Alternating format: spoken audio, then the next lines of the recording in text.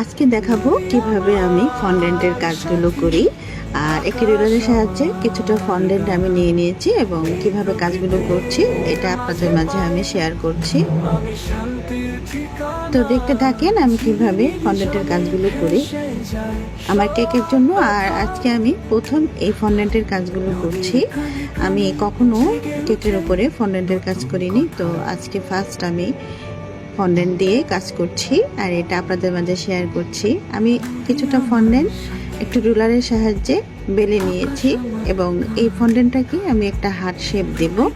আমি এটা calendar cake বানাবো, তাই হার্ট শেপ করে নিব। একটি কাটারের সাহায্যে আমি একটু শেপ করে নিচ্ছি, তারপর আমি হার্ট শেপটা কেটে নিব।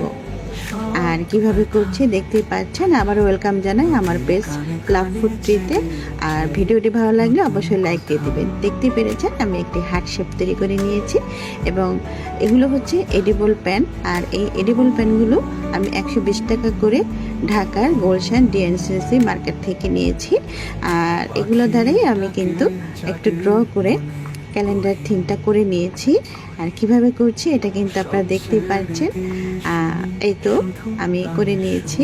আর ক্যালেন্ডার থিমের পাশাপাশি আমি কিছুটা ফুল কেটে নিয়েছি ফন্ডেন্ট দিয়ে। আর এই ফন্ডেন্টগুলোর ফুল কিভাবে তৈরি করেছি একটি নজলের সাহায্যে